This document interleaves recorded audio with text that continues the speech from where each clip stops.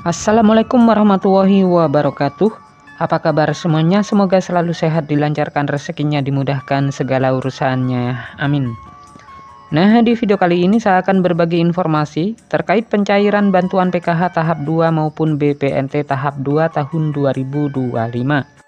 Nah, siap-siap kehilangan bantuan sosial baik PKH BPNT tahun 2025 di tahap 2 bagi KPM golongan ini setelah Kemensos resmi gunakan DTSN di pencairan tahap 2. Nah, siapa saja kira-kira KPM yang masuk ke dalam golongan yang akan kehilangan pencairan dana bantuan sosial PKH dan BPNT tahun 2025 ini?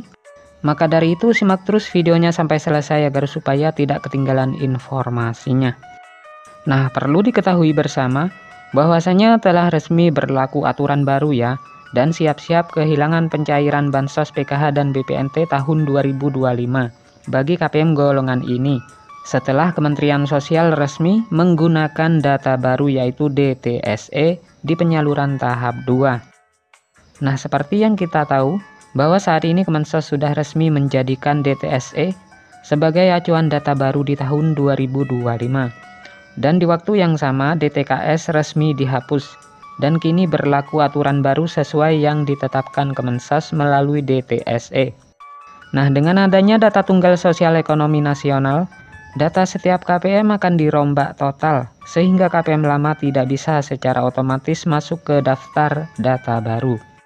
Penghapusan DTKS dan beralihkan ke penggunaan DTSE ini menjadi keputusan dan langkah besar pemerintah dalam penyaluran dana bantuan sosial.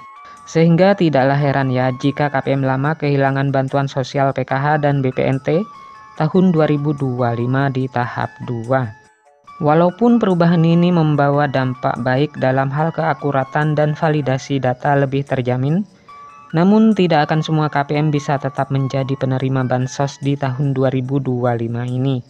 Ada golongan-golongan tertentu yang akan kehilangan bansos PKH dan BPNT tahun 2025.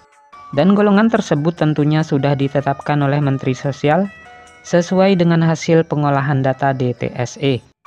Lalu siapa saja kira-kira KPM yang masuk ke dalam golongan yang akan kehilangan pencairan dana bansos PKH dan BPNT tahun 2025 ini? Nah, berikut golongan KPM yang tidak akan cair lagi di pencairan PKH dan BPNT pada tahap 2 tahun 2025. Untuk yang pertama, KPM atau penerima bansos lama yang tidak tercatat di dalam DTSN, sehingga tidak akan menerima bantuan di tahap selanjutnya. Selanjutnya, KPM lama yang tercoret atau tersingkirkan akibat penambahan penerima baru yang akan masuk dalam daftar. Artinya komposisi penerima bansos bisa berubah secara signifikan.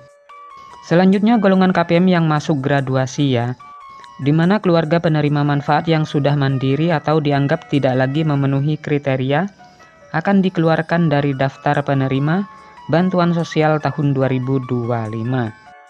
Selanjutnya, KPM yang tidak lagi memiliki komponen PKH. Nah, keluarga yang sudah tidak memenuhi syarat komponen PKH seperti anak yang telah lulus sekolah tidak lagi terdaftar sebagai penerima. Hal ini terjadi akibat pembaruan data yang dilakukan pemerintah untuk memastikan bantuan tepat sasaran. Selanjutnya, KPM yang tidak lolos verifikasi kelayakan, di mana setiap bulan pemerintah melakukan verifikasi kelayakan penerima bantuan sosial. Nah, KPM yang dinyatakan tidak layak, misalnya karena perubahan kondisi ekonomi, tidak lagi berhak menerima bantuan sosial. Kategori ini menunjukkan pentingnya pembaruan dan validasi data penerima bansos agar bantuan tepat sasaran. Nah, sekian dulu informasi ini, semoga bermanfaat. Sampai ketemu di informasi-informasi selanjutnya. Assalamualaikum warahmatullahi wabarakatuh.